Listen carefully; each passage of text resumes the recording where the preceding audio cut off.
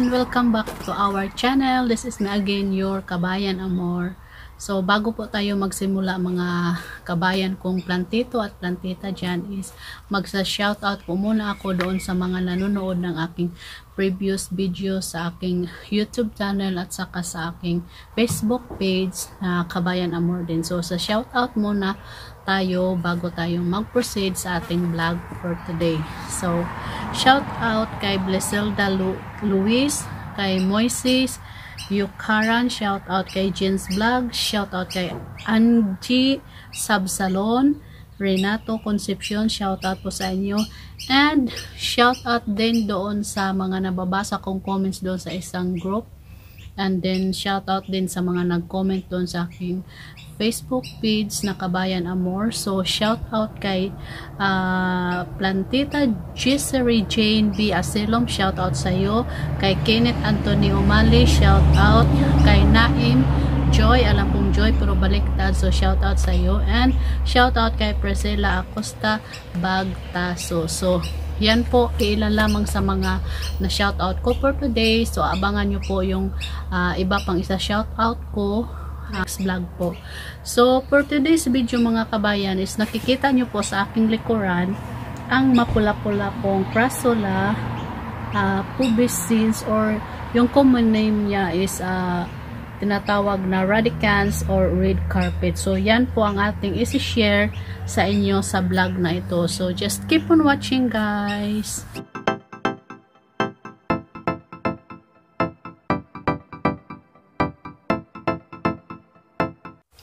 So, we're back mga kabayan. So, ang nakikita nyo sa ating harapan is itong ating radicans red carpet, o yung tinatawag natin na Crassula pubescens.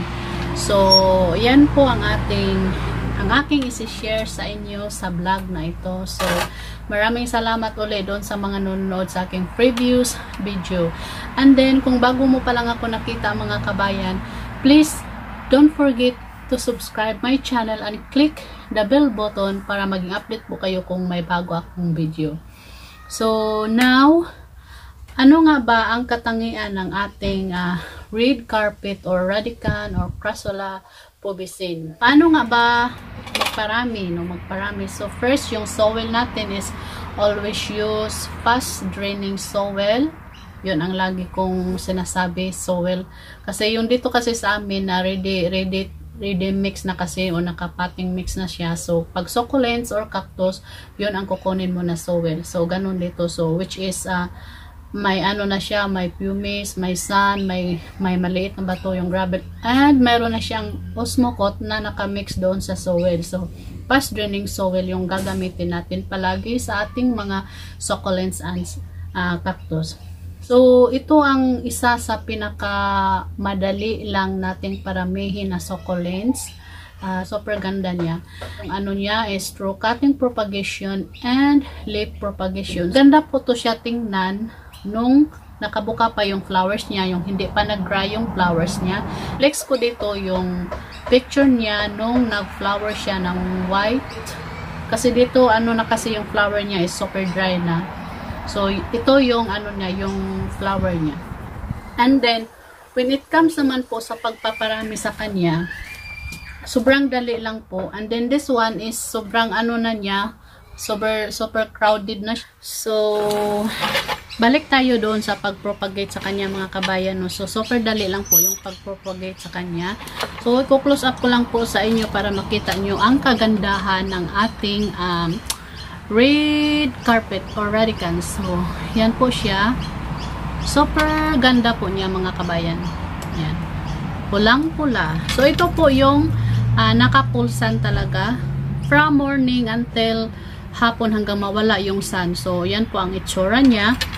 And then, kung ito din naman yung itsura niya kapag naka-partly, ano lang siya, naka-partly sunlight, or yung mga 2 to 3 hours lang na sikat ng araw. So, yan lang po yung magiging resulta niya, which is yung dito sa edge ng leaves niya is nagkaroon ng red mark. Yan. So, yan po ang ating partly na Sand. And then this one naman is ito yung talagang nakatago sa liblib. Saan ko lang din siyang sinisilip. Ayan. So, green and partial green. So, tatlo po yung kulay niya mga kabayan. So, sa nasabi ko kanina is ito siya is kailangan ko na talaga siyang gupitan. And then, lagi kong sinasabi na hindi ako sanay mag-air dry. So, after ng cutting ko is tinutusok ko kaagad. So, samahan nyo akong maggupit, maging barbero tayo sa ating radicans or red carpet. So, habang ginugupit ko siya mga kabayan is magpipintuhan lang po tayo. Katangian ni red carpet is mas hiyang siya kapag itanim nyo siya doon sa medyo may graba-graba. When it comes to pagdidilig naman sa kanya is kailangan talaga na i-check natin yung soil if super dry na siya or medyo basa pa. So pag super dry na, and then lagi ko din sinasabi sa mga videos ko na always do the soak and dry method, yung babad-babad na isang diligan. So yun po ang maganda. And hindi sila masilan kasi rain or shine nga sila. Bakit siya lumago ng ganito is dahil na rin sa mga dahon na nagsitanggalan. Kapag kaganunin lang natin siya is matatanggal yung mga dahon. So hayaan lang natin dyan. And then madali lang pong magtubo ang mga dahon-dahon niya. Ayan. Kung napapansin nyo mga kabayan, ayan po, halos po dahon yung tumutubo dyan sa kanya. So, kasi ang dahon is madali lang talaga siyang mabuhay. Ma-propagate lang ng kusang-kusa.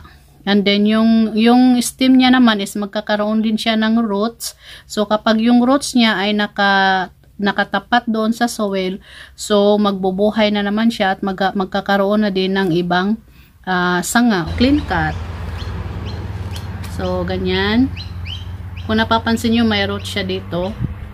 Yan, so ang ganda po niya.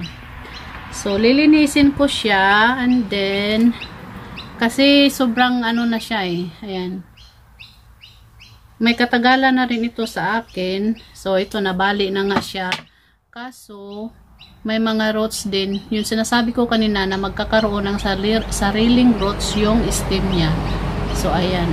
Sobrang ganda niya. Sobrang pula-pula. Ayan.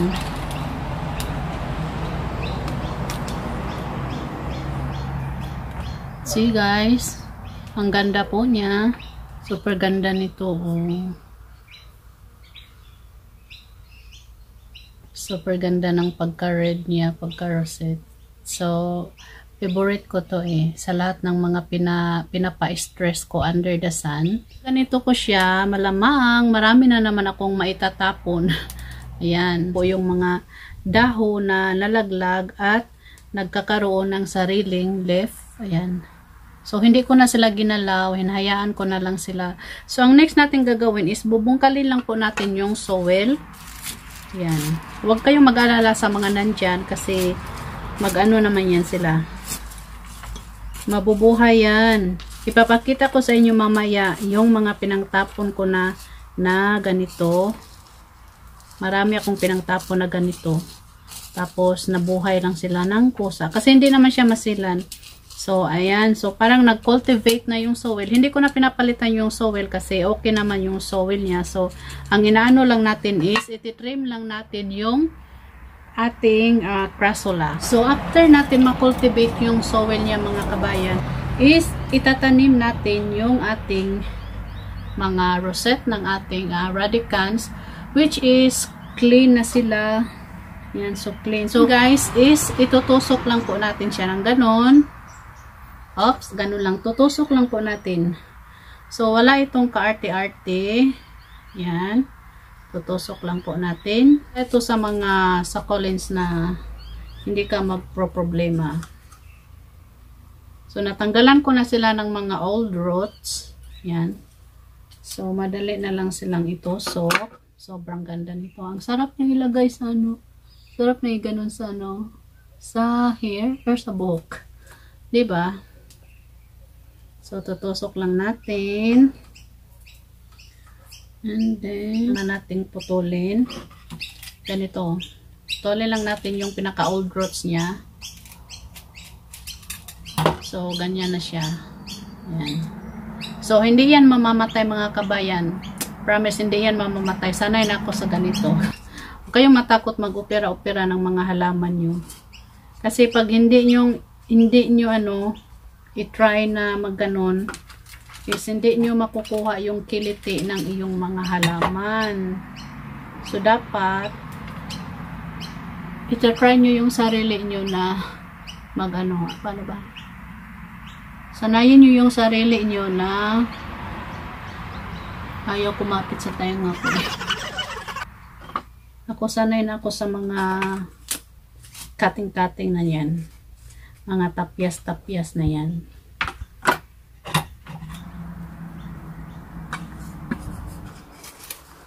So, tapos na po tayo mga kabayan. And hindi na po crowded yung ating hanging pot. So, there you go. Ayan na po ang ating bagong revamp. So, revamping my red carpet. So, ito po, sanga-sanga, ayan, is itatapon natin siya doon sa garden. Kita ko sa inyo yung mga tinapon ko din before na ganito, and then now nag-start na silang tumubo. So, ito na po yung natanggal natin galing dyan. So, ayan. Sobrang ganda na pong tingnan ng ating hanging pot, ng ating red carpet. Maaliwalas na po, hindi na siya sobrang crowded. So, ito is ilalagay natin doon siya sa ground. Kasama ng mga nauna kung pinangtapon na nabubuhay na ngayon. So, dito mga kabayan, dito ko tinatapon yung mga dati kong, ayan, kung nakikita nyo po, ayan, ayan po, ayan, and then marami pa yan dito, ayan, ayan, yan po sila mga kabayan. Dinahayaan nyo lang po, kasi madali lang po talaga siyang magdami. So, itong nasa tray, mayroon na nga dito, isang nagpupula na din. Ayan. So, itong nandito sa tray is ilalapag natin siya dito din. Ganyan. So, ganyan lang mga kabayan. Hayaan nyo lang siya dyan. At tutubo din yan sila ng kusa. So, ito yung aking garden na direct talaga siya sa ground. And ang aking pinwheel. Yun yung pinwheel. Ayan, nagpa-flower na po sila mga kabayan. So, bala kong iba-vlog ito on my next vlog. So, abangan nyo po. Kasi, parang sila yung kinakaber ko sa ground ng aking garden. Kung makikita nyo, ayan, sobrang dami po nila. And then, dito naman sa edge is yung aking Chinese cabbage na diretso po yan doon. So, hanggang dito na lang po ang vlog na ito mga kabayan. So, hopefully, may idea kayo kung paano siya paparamihin, paano siya alagaan, kasi hindi naman siya totally alagain na succulent. So, ang nakaganda lang sa kanya is yung cuteness niya at ang yung kulay niya once na nagpo-full sun. So, anyway, thanks po sa pagsama sa akin mga kabayan. So, hopefully, nakasubscribe na kayo sa aking channel and click the bell button po para maging updated kayo sa susunod kong mga vlog. So, once again, Crassula rubicin, radicans or red carpet. So, thanks for watching everyone. See you on my next vlog. Kabayan Amor po nagsasabi at mag-iiwan sa inyo na huwag nyo masyadong i-baby yung mga halaman nyo para hindi yan sila mas lalong nag-i-inarte. So, see you on my next vlog. Bye! Bye-bye! Stay safe and God bless!